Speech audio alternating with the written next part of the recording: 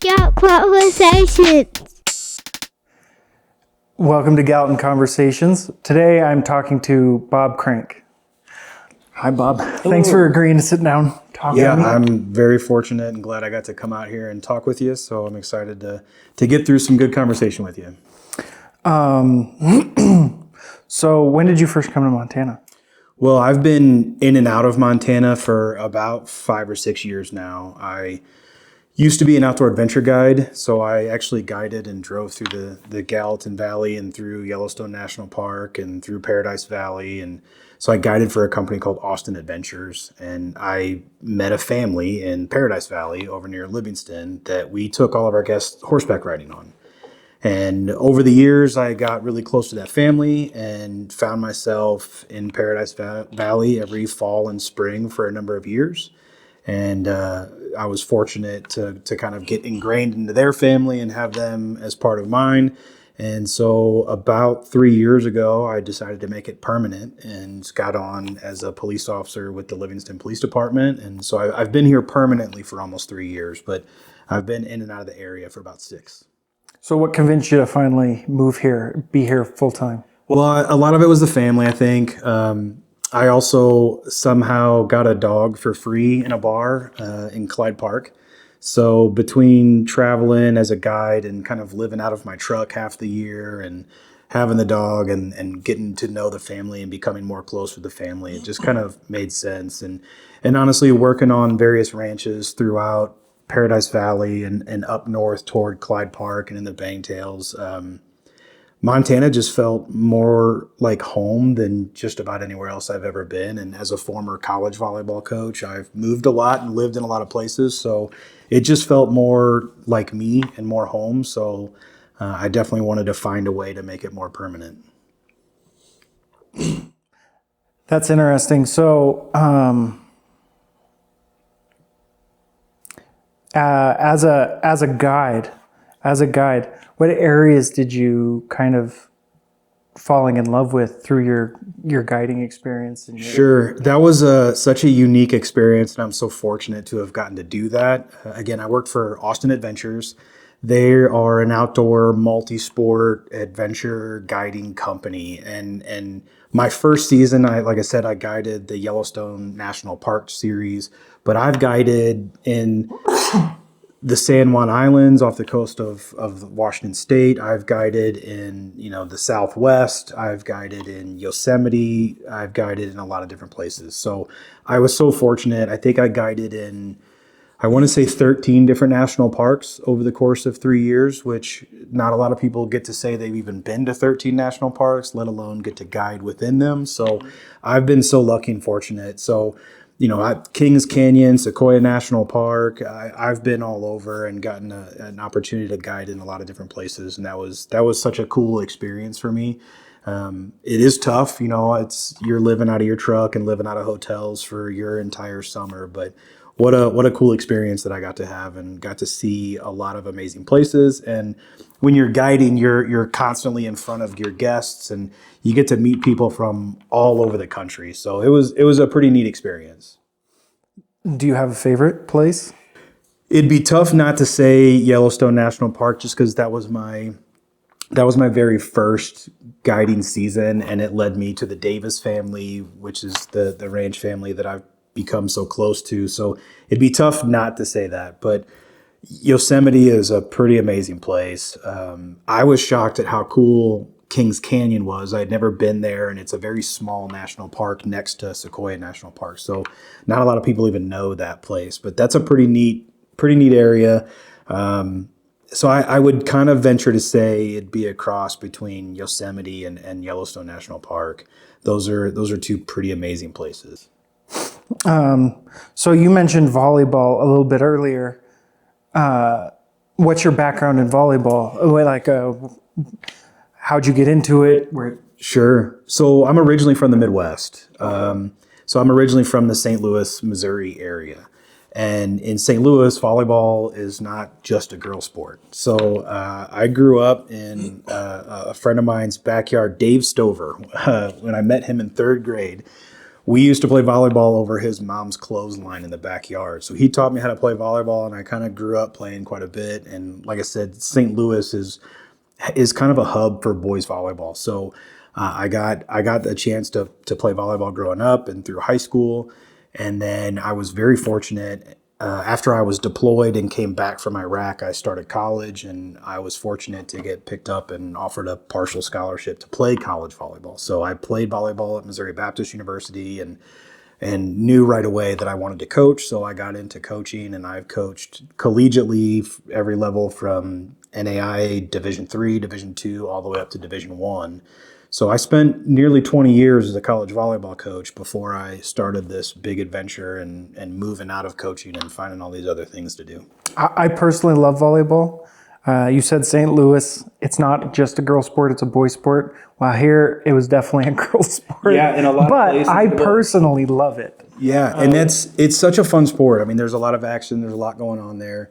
And it seems across the country, boys volleyball is very much pockets or hubs, right? You've got the St. Louis area, you've got the Chicago area, up into the Wisconsin. There's pockets where boys volleyball is really prevalent, and then there are other places in the country where boys volleyball is not a thing. So the only way you grow up playing volleyball in some of these other places is with your sister or at different beer leagues or sand leagues or something like that. But I definitely was in an area. In fact, I coached boys volleyball for quite a long time as well. Nice. Did you play a particular position or? Yeah, I was a setter. So throughout most of my collegiate career, I was usually the backup setter. I'm not super tall. Most of the guys on the team are about a foot taller than me. But back in my heyday, I had a pretty good vertical and used to be pretty athletic. But now I'm just kind of old and gray and not as athletic as I used to be. I still play when I can with family and friends. My friend and family group, we have two nets. Oh, nice. So even in our smallish town of Livingston, the Livingston rec department runs a co-ed league every year, and so me and a couple of the ranch family and friends, we all play in the adult co-ed league, which is super fun. We've got adult co-ed softball coming up soon, so I'm still fairly active, but definitely not as athletic as I once was. I'm not gonna lie, that's an interesting combo as a background, both military and volleyball. That's not a combination you find too much. Yeah, I think I have a very eclectic background between all the jobs I've done with, I used to climb utility poles for a living. I dug trenches for a living. I was in the military. I was in psychological operations, and I deployed attached to the 101st Airborne Division during the Iraq War. So, and then after that, I came back and went to college and got a degree in sports management and sports medicine. And then after I got out of coaching, I hiked to New Zealand and somehow had a layover in Hawaii and lived in Hawaii and eventually got my mortgage license. So I did mortgages for a while and then became an outdoor adventure guide and a snowmaker and a ranch hand. So I have a very eclectic background of all the things I've done. Psychological operations. I don't think I've ever actually heard of that. What is psychological operations? Most people know it by their acronym, which we would say PSYOP. Okay. So PSYOP is what I did. I guess the textbook answer is kind of you assess the military impact on a given populace and then try to influence and enhance that desired behavior. But what that really just means is my job was a small 3-person team. We kind of lived off the main bases and we went out and met with different village leaders, sheikhs, mukhtars. We just tried to figure out what the best way our influence could be if we were trying to do something specific, mission specific. And then my job would go back and be in briefings with lieutenant colonels and captains and majors and whatnot, just to be kind of a gap between what we're seeing in those villages and how we think we need to plan a specific mission, just so that we're making sure that mission is going to be as successful as possible. What's it like to be out just like you and 2 other guys in, for lack of a better term, hostile territory? But I mean, I'm sure Like you're in a foreign country, just you and three guys.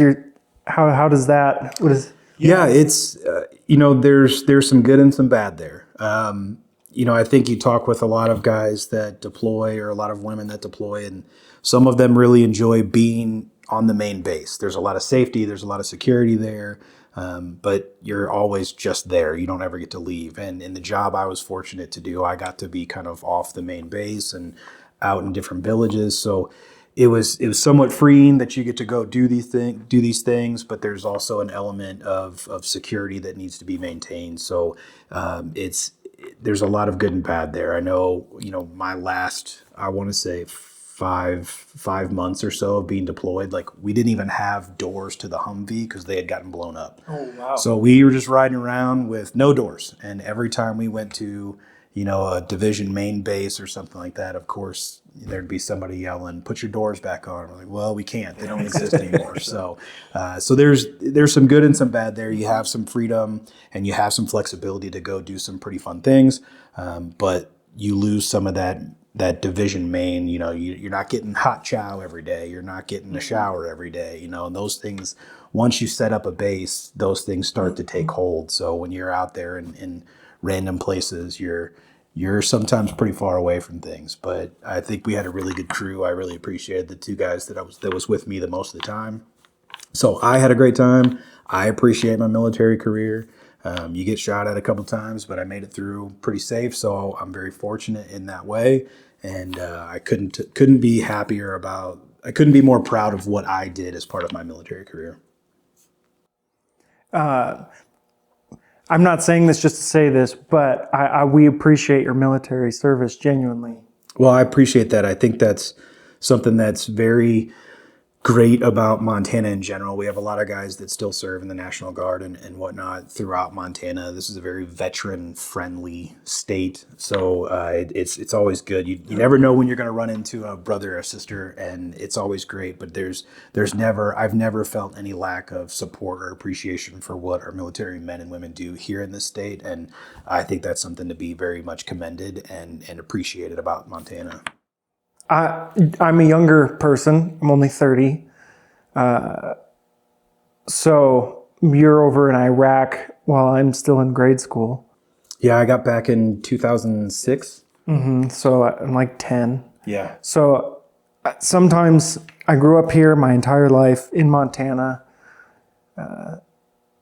in Gallatin County, actually, with spending some time over in Livingston.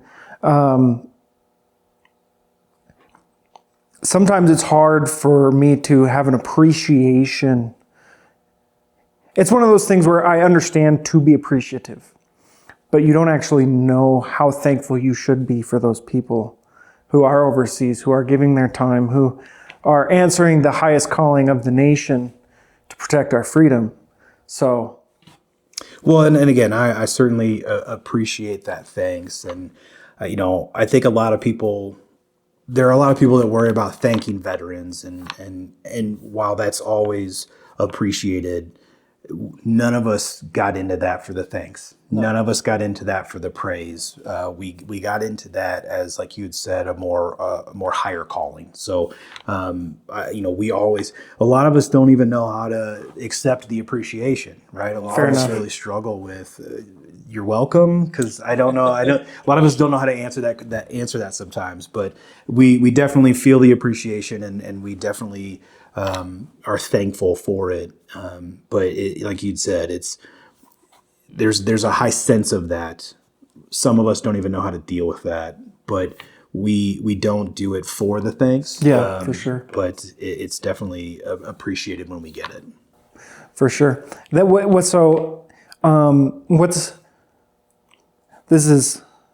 do I say this? It's a slightly different offshoot. That's an entirely different climate from here. Oh, yeah. So what's like? What are some of the different? Like, what's it like camping in that kind of a terrain with that kind of environment compared to like here? Because like I grew up going into the woods and stuff, but what are the differences kind of between? Oh yeah, I mean it's very desert. It's Iraq it's mostly just desert. It's mostly flat land. It's mostly just dry and barren. It's not uncommon to reach 115 or 120 during the day. For most of, I'd say the first half, if not a little bit longer of my deployment, I slept on the roof of the Humvee because it was just the three of us in our Humvee, and we just were doing what we do. So for quite a while, like it was, I was up on the roof and Brent was on the hood, and we just kind of made it work. So it's hot, I'll tell you what. And back in those days, I'm one of the older guys, so you're wearing this big old crock pot on your head everywhere you go, and then you got this big vest and all this stuff going on. So it is definitely a much different experience than going up into the Gallatins or going up in Paradise Valley or somewhere. And I still do that. I keep I lived in my truck for quite a while when I was guiding, so I still keep the back of my truck built out. And me and Dolly, my dog Dolly, will just randomly on a day off, we'll just head up into the mountains and sleep in the truck. So it's a different experience for sure. You are always hot, you are always sweating, and you always smell really bad. So I was just thinking like the survival moments, like here you don't have to worry as much about water per se, because a lot of times there's snow, or there's not always a spring or a river nearby, but it's not like you could go 3 or 4 days without finding clean water somewhere. Over there, it's water. Water is a premium, and it's not always clean. So here you're quick to start a fire. Over there, not so much. Not so much. Yeah. In fact, I remember when I was deployed, one of the biggest problems we had was, they'd ship over these big pallets of clear plastic water bottles, and we just that's a lot of our water came that way. But when you have a clear plastic water bottle sitting out in 100-degree heat, no one wants to drink that water. No. So what we would do is we would get old socks, like the tall boot socks, and we'd put our water bottles in these boot socks, and we would just drench the sock, and then we would just hang it from the Humvee mirror, and that evaporative cooling kept the water tolerable for us. So that was one way of kind of combating the whole dehydration element, was keeping the water at least, below boiling temperature. I appreciate that story, because that's exactly what I was looking for. Like, what are the little little tricks that are different? Because you don't realize, like, I'll speak for myself. I don't realize, because I grew up in the mountains and in the woods, kind of some of those survival tips or tricks or things that you just have that don't translate to other. That's a unique one for sure. You never leave base without some extra water. You never leave base. We always there's an old saying in the Army, if you're old enough to know what a whoopee is, and I'm sure a lot of the people watching or listening may know what a whoopee is, but it's beans, bullets, and whoopee. You don't go anywhere without those things. So we always made sure we had extra ammo. We always took our whoopee with us everywhere, because that's it's a security blanket for us military guys. It's actually a poncho liner, but we all used it as a blanket. But we loved the whoopee. And then different things, just finding ways to stay cool as best you can. Finding shade as best you can. The weird thing out there was, in those cultures, they drink a lot of hot tea. They call it chai. So it's 100 degrees, and you're getting offered hot tea just everywhere you go. And I don't know if this is really quenching my thirst, but it is something I can drink. So, but there's definitely some unique tricks and just being over there and finding ways to create comfort for yourself is not always easy, but it gets you through. Yeah. As much as you're allowed to say or talk about or want to talk about, what's it like having conversation with those tribal leaders and those leaders in that area? Like, it depends on where you're at, and I there's certain villages that we would go to that are very supportive and receptive to what was going on. There are some villages and some leaders that we are not welcome, and they do not want us there. And some villages we go to, we knew rocks were getting thrown at us, and we knew just be heads up, because things could get pretty Western pretty quick. Other villages were a little bit more receptive. So it really depended on the village or that leader or the particular family that was kind of running that village. It was very dependent on each place, which not far off from politics, I'm finding out as of recent. So Yeah, I'm sure. So you mentioned your dog Dolly a couple times. You said you got her for free. It was her, him, her, yeah, her. You got her for free at a bar. yeah. Is that a story? So me and JC, one of the guys from the ranch, he and I were working cows up in the Bangtails for Dean Flat over near Clyde Park, and his family was out of town, and we decided let's stop at Antlers on the way home and have a beer. We've been working cows all day, so we stop at this bar called Antler, and it's in Clyde Park, and a lot of the ranchers go there and they bring all their dogs in there. They don't serve food or anything, so dogs are totally fine. And I'm just sitting there minding my own business, and this black and white spotted dog walks up and just lays at my feet. And this rancher that owned her at the time said, "Well, she seems to like you, so she's yours." And I thought, this is crazy. I can't have this dog. And he explained that she wasn't mean enough to the cows, and for a lot of ranchers, we know what that means. So he said, she's great. She's a great companion. She doesn't do anything wrong. She's just not mean enough. So I walked around the pool table playing pool as we were talking this whole thing over, and this dog just followed me around the pool table. And he said, "Well, look, man, if she follows you out, she must want to be with you." And sure enough, I walked out and got in my truck, and she was in the back seat. So, and she's been following me around ever since. Well, that's kind of an awesome bond. It really is. I have always liked dogs, but most of my experience, especially where I grew up, it was, you adopted a dog. I know a lot of us say the word rescue, but that's what you're doing. Most people just adopt dogs. And I've never really seen I've heard people talk about dogs claiming they're humans, but it's never really been something I've personally experienced until this happened. But it's such a unique bond, and I couldn't be more fortunate. She's really kind of enriched my life, and she's a great hiking partner. And even when we're doing dude rides at the ranch and we're taking guests up on horseback rides, she pretty much just trots next to my horse the whole time. So she's definitely imprinted, and I'm really happy to have her. So you were in the military, college, volleyball, coaching, dude ranch, guiding.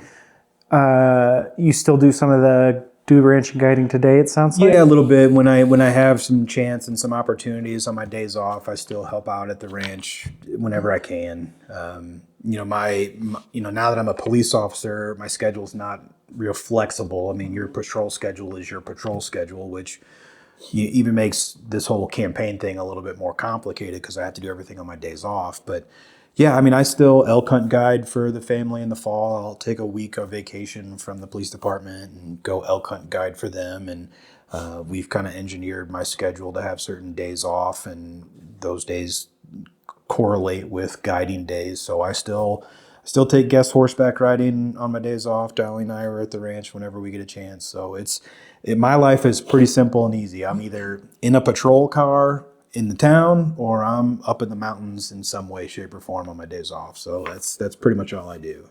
So nowadays you're doing police work and you're running an election. Which district?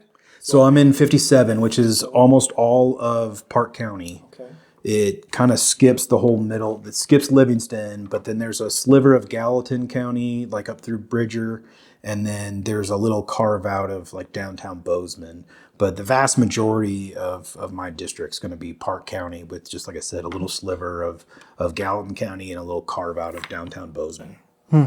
Well, that's interesting. Well, before we go to that, because that's a very large district,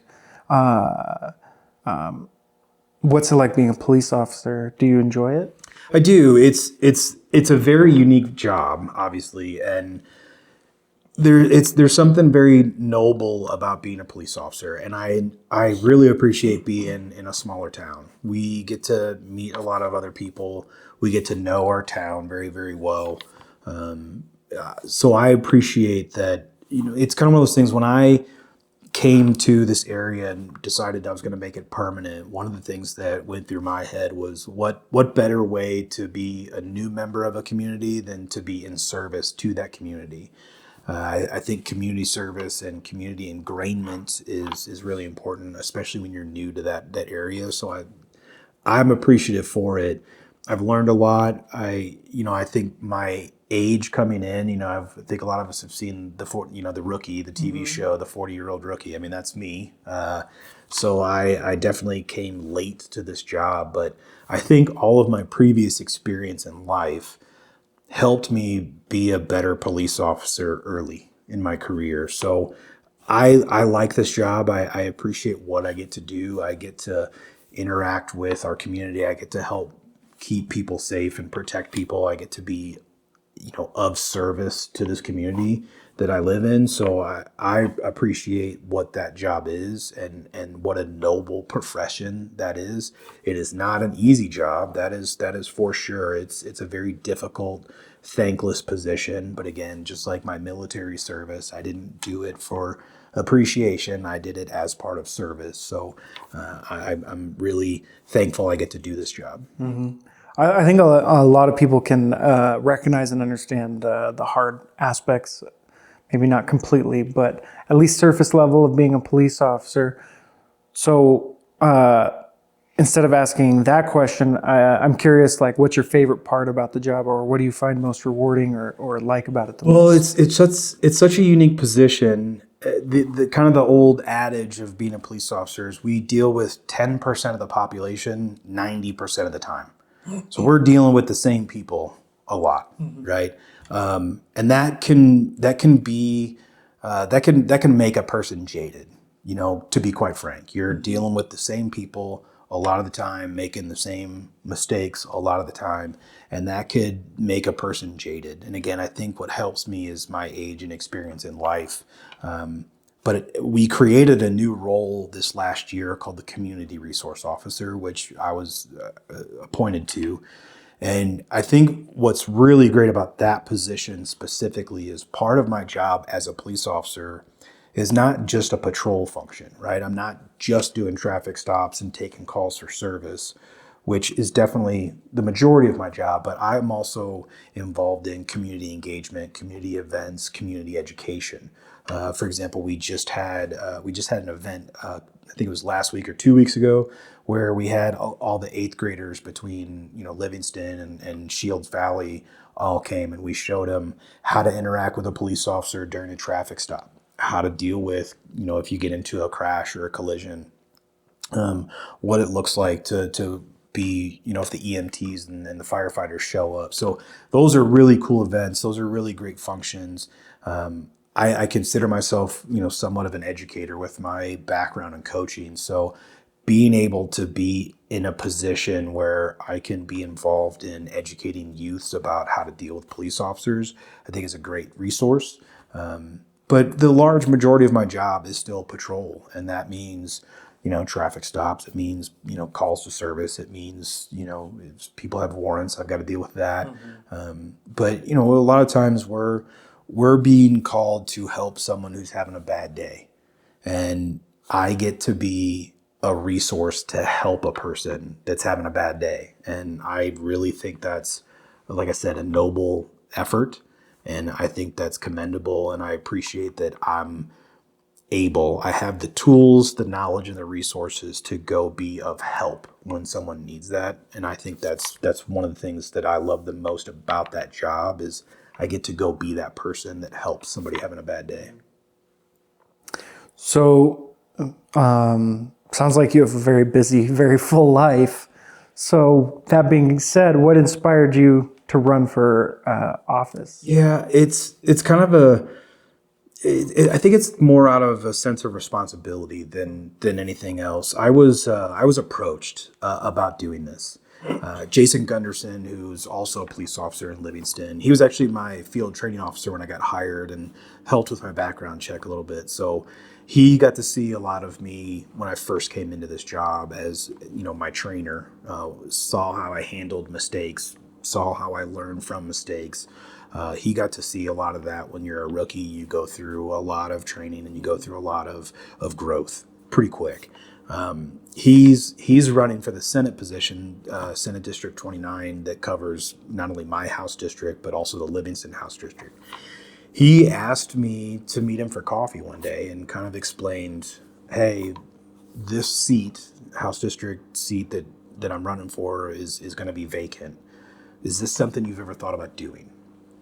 And to be quite frank and honest, I said, no, I've never thought about this. So we talked a little while longer, and, I went home and he said, well, give it a couple of days, do some research. So I went home and kind of looked some of this up and researched not only our district, but just things that are going on in Park County, things that are going on in Gallatin County, especially the Bridger Canyon area that is in my district, and did a lot of research. And, without someone currently scheduled to run or hadn't announced any attempts to run, I thought, well, somebody's got to do this. Like, this is an important job. And, so then I talked to my chief and my assistant chief, and we talked about what this would look like. And they were very supportive and gracious to say that, they would allow me to take a leave of absence when I do go to Helena for legislative sessions. So I just kind of felt like out of a sense of duty, I guess, out of a sense of responsibility, again, just being in service to an amazing community that has accepted me and somewhat adopted me. And, I couldn't be more thankful for where I am in my life right now. So it just felt like it's a sense of responsibility. That's a very large district that cuts through a lot of different areas. So you're running for the House of Representatives to represent the people of that district. How diverse do you find that district? Because it does, you said, cut into downtown a little bit, in the Bridger Canyon of Bozeman, and large parts of rural Park County. Yeah, it's a strange kind of juxtaposition, right? Because you have large swaths of rural, open ranch land. Then you have, the smaller kind of ranch towns or communities like Wilsall and Clyde Park, and then you skip Livingston and you get down to Prey and Emigrant, and then you go all the way down to Gardner and over to Cook City. So when you bring in kind of the Bridger area and then downtown Bozeman, these are a lot of very differing ideals and philosophies on how they look at not only politics, but what they want to happen in their community. So there is a very strange mix between all of these things, and trying to navigate what somebody, outside of Clyde Park would need versus someone in Gardner versus someone in Bozeman. That's a lot to try to figure out and manage and take note of, right? But that's the job. That's what I'm signing up to try to figure out and try to do the best I can to serve as many people as I can. But, in these districts, they're kind of set up in roughly a 10,000 person area. So that's kind of what we're looking at from a population size. But like I said, the mix between rural or ranch town versus more populated, more urban type areas. Even in Paradise Valley, we've seen so many old ranches sold off and then kind of subdivided into housing complexes. Again, you've got, an old rancher, and then right next door is 4 people that built homes on an old ranch that was sold off. That's a weird juxtaposition for a lot of people. So it's a very interesting thing. The one good thing, which is also a bad thing, is there's a lot of common themes that I'm catching so far from a lot of people. So, we'll get through that, I guess. But what would be some of those themes? What are you hearing? Right now, I don't think I've had any conversation with anybody that hasn't talked about property taxes. That has been the number one topic I have heard from everybody, no matter if they're a rancher, urban, it doesn't matter. It seems like everybody in Montana is talking about property taxes. And that's, and rightfully so to some extent. Property taxes are such a convoluted thing in just as a whole, but then we start looking deeper into what property taxes are, and you get into the weeds about a lot of different issues there. Property tax in Montana is specifically complicated because it's tied to education funding. So, like, if it was just property taxes, that would be one thing. But because it's tied into education funding, that definitely ups the difficulty level. It does, and we're seeing a shift in education from normal school education versus charter schools versus homeschools. We're seeing a lot of difference of opinion on how education should be handled. So are we gonna allow people to get credit for homeschooling? Are we gonna build more charter schools? There's a lot going on there, and property taxes in Montana. Part of the problem is, if you look at the percentage rate that people pay for their property tax, we're actually below the national average.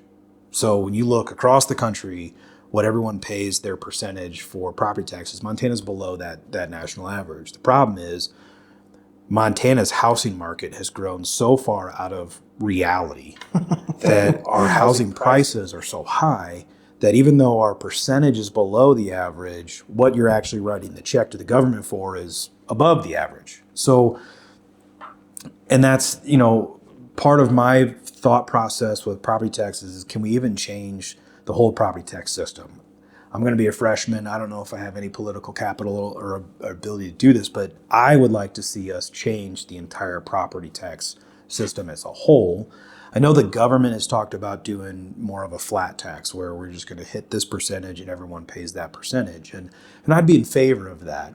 But I think there's a better system and a better way. I just don't know if I'll be able to accomplish that. What do you have in, like, if you could have you were able to write up a bill for the 2027 legislative session, this is what I think would work ideally, or from your perspective or from what you're hearing, do you have a solution for the property taxes? So I think here's the thing, right? If I take, I'm a police officer in Livingston, so I'm going to use that as my example. If you walk down East Lewis Street in Livingston, Montana, you can find a house, that's valued at $700,000. And the house across the street from that is valued at $400,000. They're getting all the same services. They're getting the same police response. They're going to the same school. They get the same trash pickup. Literally every single resource, infrastructure, goods and services, they're all exactly the same. The only difference is the housing price. So the person with the $700,000 home is paying a lot more in their property tax than the person with the $400,000 home. Well, why aren't they paying just the same amount? They're not paying the same amount because we do it by percentage. Now, I think we should develop a property tax system where it's based on property type and area. So those two people pay the same amount. They're getting the same services. They're not getting any different service, And when it comes to income tax and property tax in the United States, we have a progressive tax system, which means the more you have, the more you should pay. You're not getting anything different, right?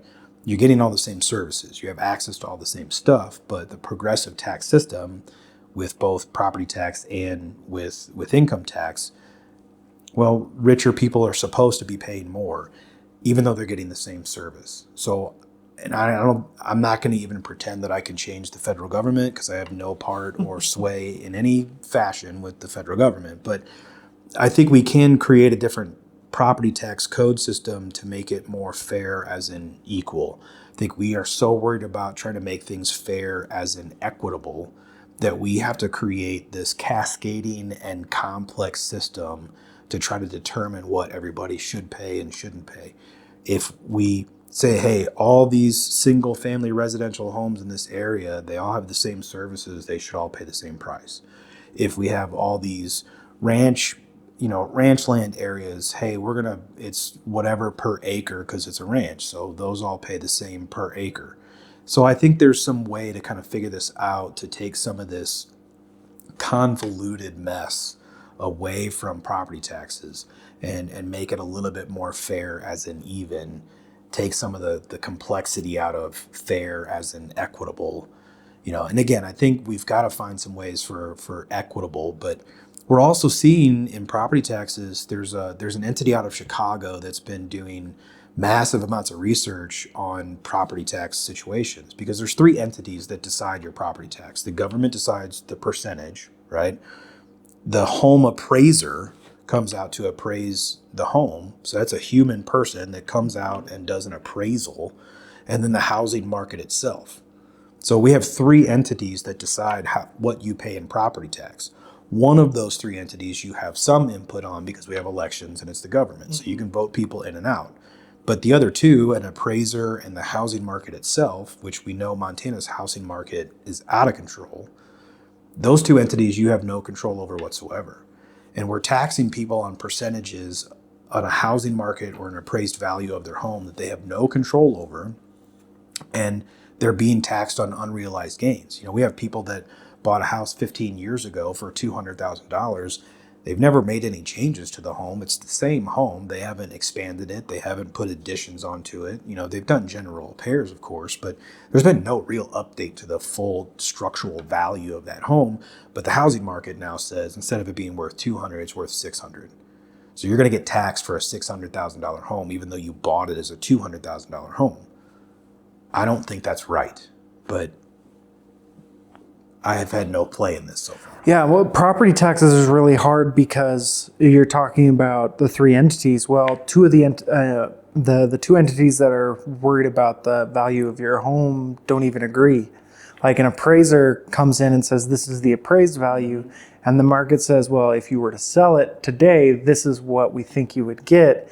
They're never the same. Yeah, they never are. And, as I referenced earlier, this entity out of Chicago, they've done so much research on property values and property taxes and home purchases and all that kind of stuff. And they're finding out there's a lot of actually discrepancies when we see appraisals of homes.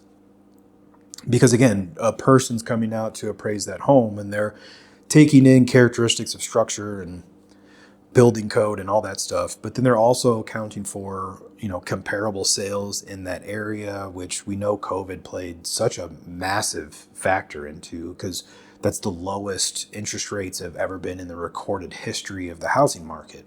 So a lot of people were either refinancing their homes or they were selling their homes to upgrade to a better or bigger house because the percentage, the interest rate were so low. Well, all of that movement created this massive shift in home prices because you were seeing people, because I did mortgages when I lived in Hawaii. I got my mortgage license and I did mortgages, and I was seeing constant refinances, constant upgrades. But when you have that type of movement in a housing market, people are like, well, I'll pay $20,000 over asking price and it's a full cash offer. Let me have it right now. Well, now you start to see these increases in sale prices and those never go down. Oh. So the last round of property taxes, where everybody's property taxes went up so significantly, the government didn't change its percentage. They updated the appraisal value of the homes. Yeah, for the most part. Yeah, and this last session was interesting because I did a meet and greet and pray, and I had a conversation with a lady that she was so appreciative to the state government because her property taxes went down. And it was 5 minutes later, had another conversation with someone else at that meet and greet that couldn't have been more irate because their property taxes were doubled. So where are we going with this? In all the people that I talked to that were a part of that legislative session, in 2025, it seemed like no one was real happy about the way that bill played out. And it seemed like there was a lot of last minute jockeying to even get that thing passed. Again, I wasn't there, I wasn't part of it, but in a lot of the conversations I've had with, hopeful partners in the legislature, they were not real pleased with how that played out. And it's certainly not a clean bill. It's certainly not an easy to understand bill, but when you're playing so late up against the deadline to make something happen and you have both sides kind of making last minute shifts and moves, that's just the way it played out. I know, like I said, I know the governor kind of has a plan and a thought for moving through the next session, but I'll be a part of that if I get elected. So. Well, what have you been hearing for the 27 legislative session? What are people thinking? What kind of bills have you heard floated out? Because I'm sure legislators are already working on potential solutions. Yeah, and I know there's been kind of some committees built and some back and forth. I'm not really in the game yet. Okay. So, I haven't been elected and I've never really been in a position like this before. So I'm still kind of getting my feet wet and my feet underneath me. But like I said, from what I have heard and from the conversations I've had, it seems like the governor wants to make it a flat tax. It also sounds like the other side of the aisle doesn't want to make that happen. So I don't know how this is going to play out just yet, but I do know that property taxes is going to be a pretty major component to our next session. I'm having a really hard time biting my tongue because I actually have a very strong opinion on property taxes, and as do most people. Yeah. Most people are very strong on their opinions in regards to taxes. Yep. I mean, if we could do away with them, great. But I was talking. Our family had their branding last weekend, and was talking with one of the neighbors, and he'd said, "Well, this state got away from their property taxes." I said, "Yes, they did, but they also doubled their sales tax, and that's the trade-off, right?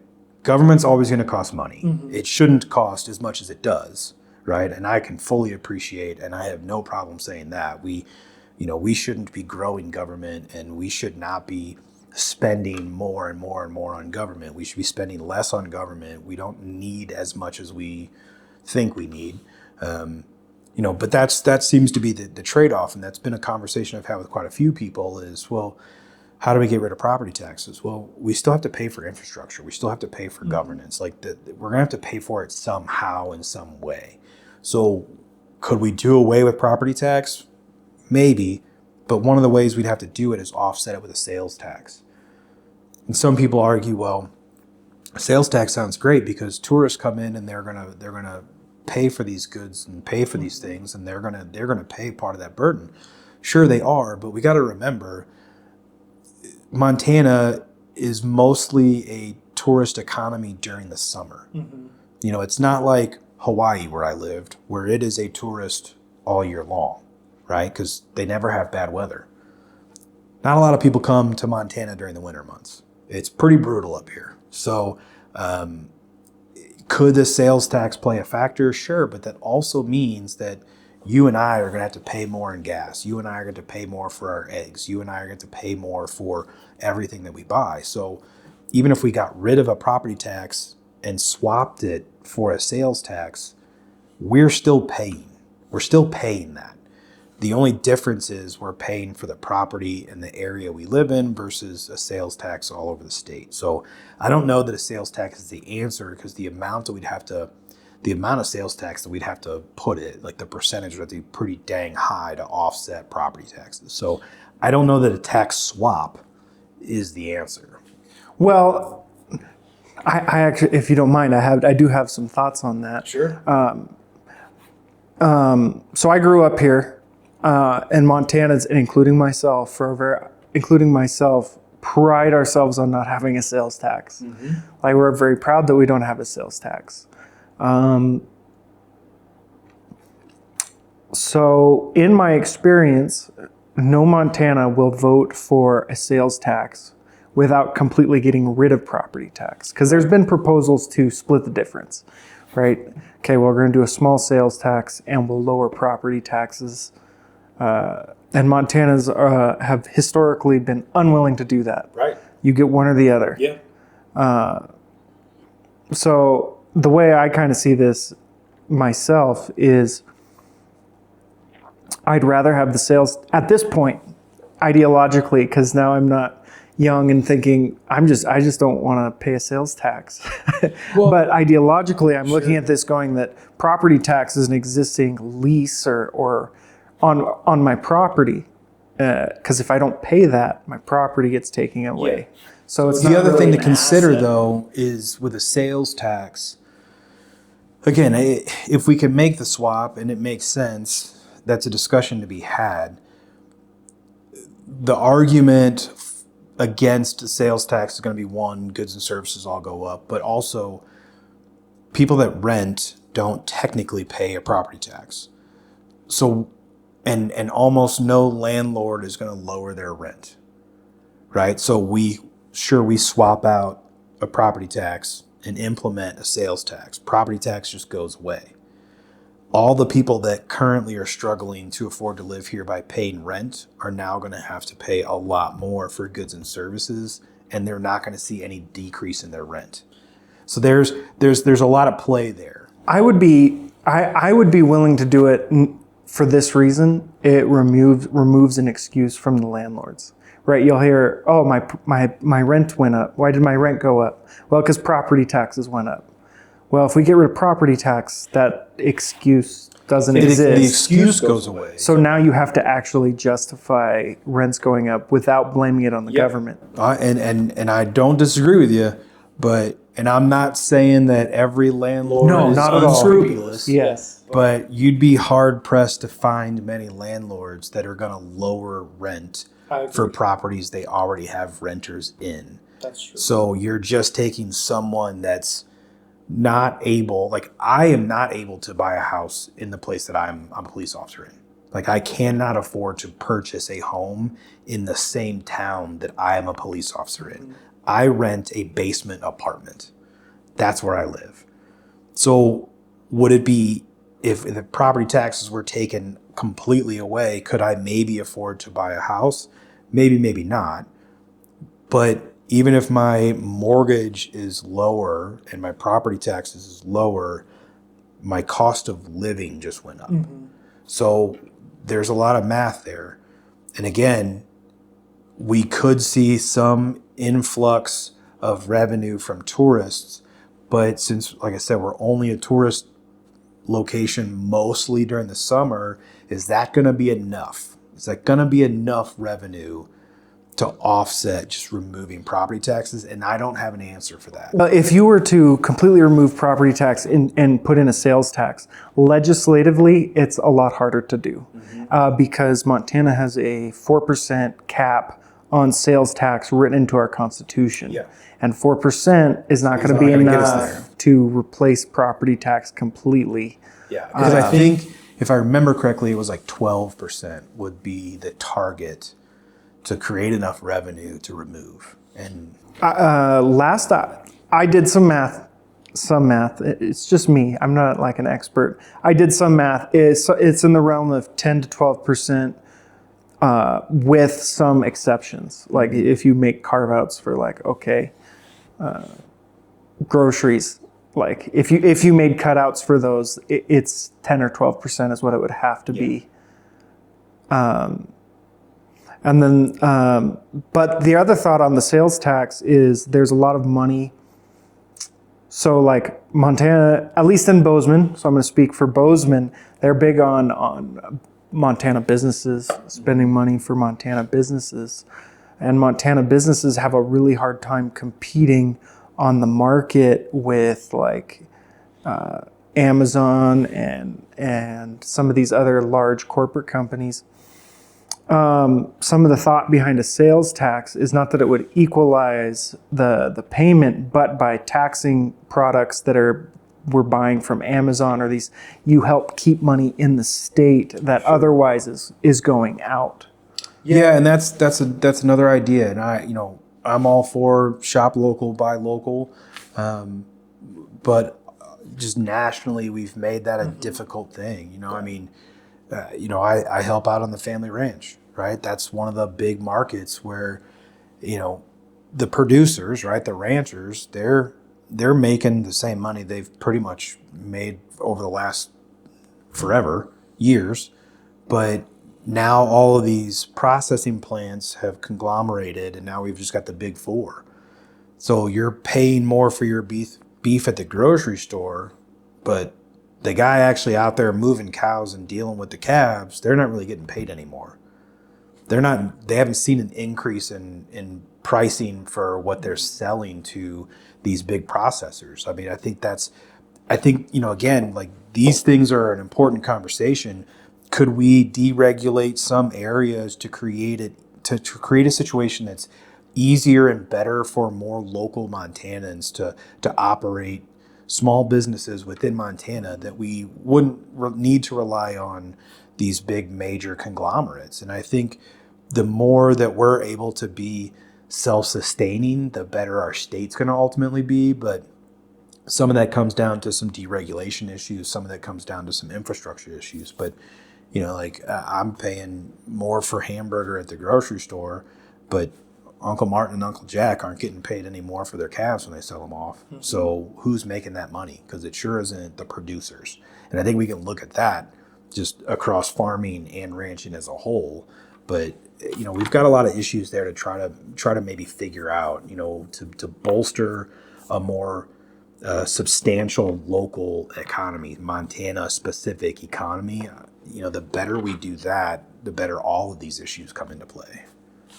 So for your district, I asked you what the primary problem was, and you said that everybody's coming to you, say they want you to solve the property tax. So you're going to go in there and you're going to do your best to help solve that problem if you're elected. What is something that you that you want to do going into the, so we've talked about your representing your district. Is there something you want to accomplish? Yeah, I think I'm still figuring that out. I mean, one of the things that's kind of near and dear to me a little bit is, obviously I go hiking a lot. I'm up in the mountains a lot, and we've got a lot of unhealthy forests right now, and there's a lot of issues there. So I think a lot of people don't understand that there's a difference between preservation and conservation. Mm-hmm. Those are two different things, right? And we're seeing a lot of these entities that are trying to preserve areas, but we can't. Jason Gunnarsson, again, a friend of mine who's run for the Senate district, one of his favorite things to say is we have to stop loving our forests to death. Mm-hmm. And that's kind of what we're doing. And when we look at some of these forests up there, I know tourists drive through the valleys and they look up and they see this beautiful, iconic scenery and how amazing this is. We've got to preserve that. And I don't disagree that we have to preserve kind of the structure of the land, but we now know, no management is bad management. Some of these forests are so overgrown and so much deadfall. They're so unhealthy. There's an economy where we're bringing in lumber from Canada and Idaho and all these other places. We have so much lumber here, and I am not for clear cutting. I think that is a horrible thing, but I think we can create ways to selectively harvest that not only could Montana economy benefit, right? Because we're not bringing wood in from other states. We're going to see an increase in the number of mills, because I think we only have three wood mills in Montana anymore. And again, they're bringing wood in from outside. We can see an economic benefit from selective harvest of timber. And not only does it improve our economy, but that forest management would make our forests more healthy. And when our forests are more healthy, we're seeing benefits, with the wolf introduction that we had and the numbers that we have, we're seeing elk populations plummet. And while that may have had a positive impact in some ways in Yellowstone National Park, when we combine some of these issues with the wolves and the unhealthy forest, we can increase elk population. We can increase the mule deer population, which is also going down.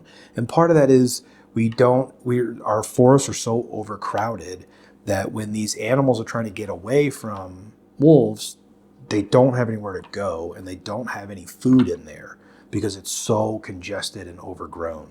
And so I think that finding a better way to manage our forests, either with selective timber harvest, that's going to improve the quality of the forest, which is going to improve the elk and the deer's ability to get away from wolves and have edible habitat in there. There's just so many benefits that I think to me, it's a simple process of, hey, everyone wins here except for the people that think that this is going to hurt.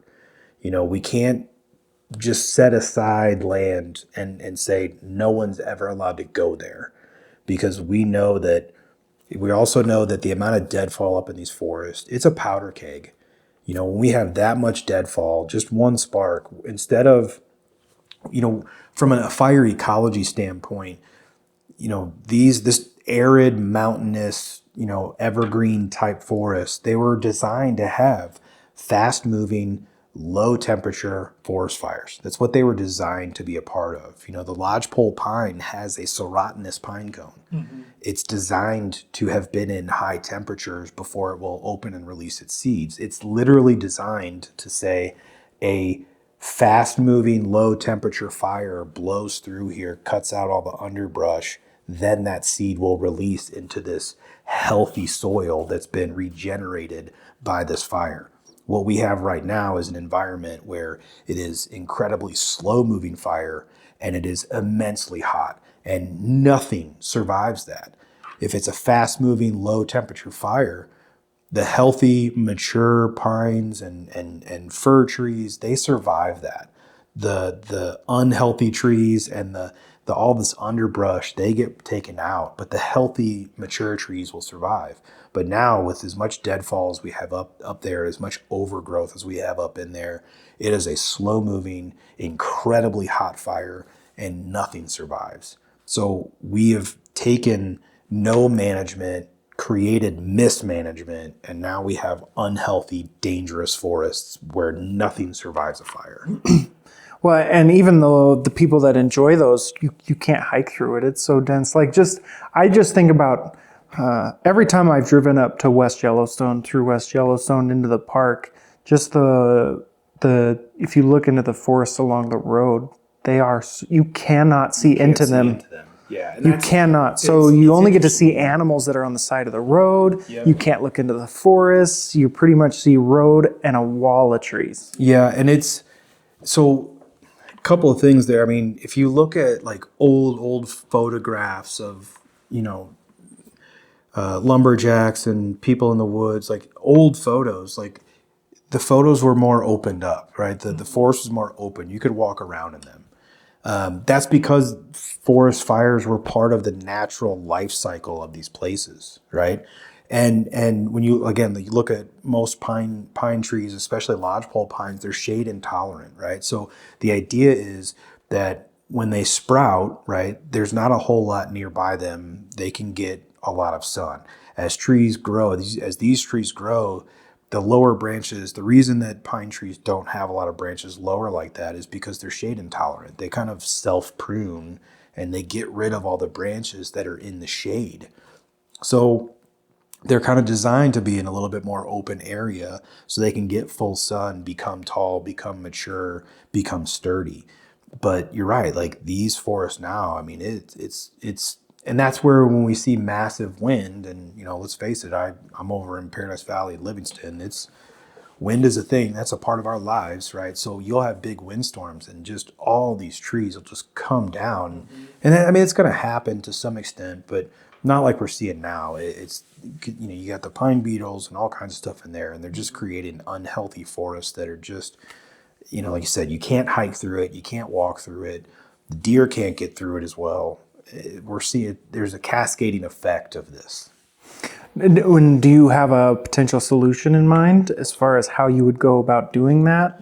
Well, I think the governor's already kind of started that process. There's a tri-forest timber harvesting plan that he's kind of orchestrated with the Forest Service and some other entities. So I think that's a good first step. And again, part of this problem is, the conservationists that really are preservationists, mm-hmm. right? They want to preserve. And when you think of conservation has a component of management to it, right? Mm-hmm. And preservation doesn't. Preservation is no one should ever go there. Well, that's fine, but forest fires are going to be part of that either way. And we've spent, generations trying to stop forest fires. And I don't want anyone to lose their home, and I don't want anyone to lose property, and I don't want that to happen.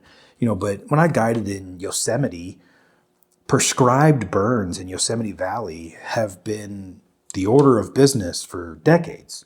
And the indigenous Indians of this area, of all these areas, they knew that fires were helpful and important to keeping a healthy forest. So I think the governor's already started that plan with the Tri-Forest Timber Harvest Program. I think we can continue to move that forward. I think that would be a benefit to not only Montana's economy, but the health and safety of our forests. I think that's a good first start. So if we can keep that ball moving, I'd certainly be in for helping as best I can to keep that ball rolling.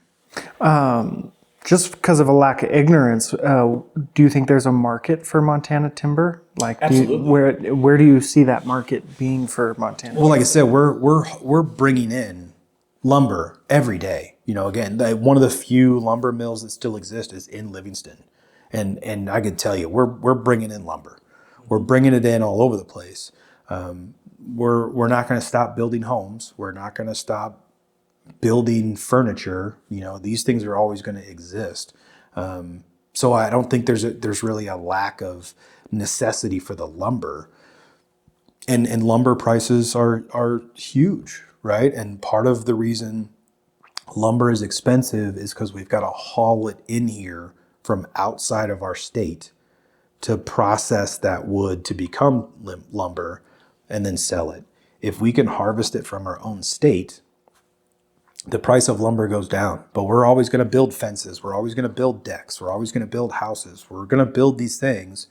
Let's lessen the price of the lumber. Most of what we have here that would be harvested is pine, correct? So like in just, I'm not an expert, but loosely, most of that would be framing lumber. Yeah. 'Cause I think they use pine in I'm not a builder either. I'm going to be honest with but you. I know a lot of what we import is like cedar. We get a lot of cedar out of Canada.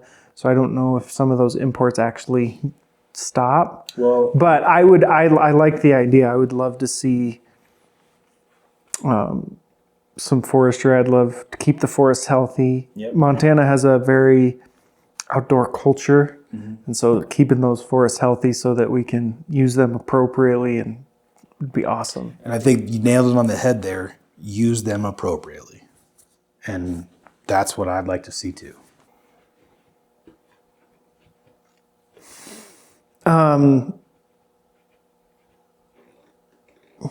Is there anything specific about the district that you want your district to know or the voters to know from your district that we didn't cover? No, I think from what I've gathered so far, property taxes is kind of the big thing. I think what a lot of people, I think sometimes it's tough to be a state legislator because I think a lot of people get really focused on their specific county. And then we see a lot of attention going to, federal government and national items. So for whatever reason, I think there's a little bit of a gap sometimes between what's happening with our county, county commissions and county councils, and then we start to dive in on what's happening national. And sometimes the state stuff kind of gets a little bit lost in translation. But just know that, I'm making videos. I've got a Facebook and Instagram account, and I try to make videos and post them as much as I can.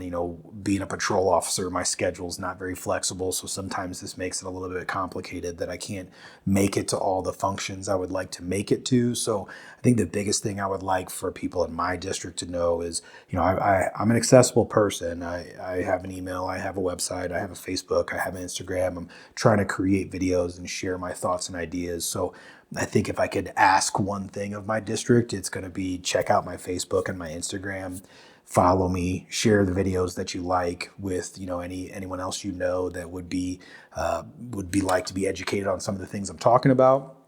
Because I do have to do a lot of outreach on social media just because my patrol officer schedule is not flexible. So I think that's one thing that I would like to see more movement in is people going to my Facebook and my Instagram just so because I do post a lot of videos just on different topics and issues that I'm hearing or wanting to address. because I can't always be at a lot of these functions and events and meetings, as many as I would like to be due to being a police officer. Can everybody find those links at your website? Is that the best place for them to go to find that? Yeah, you can go to Elect Crank MT, so elect my last name, Montana.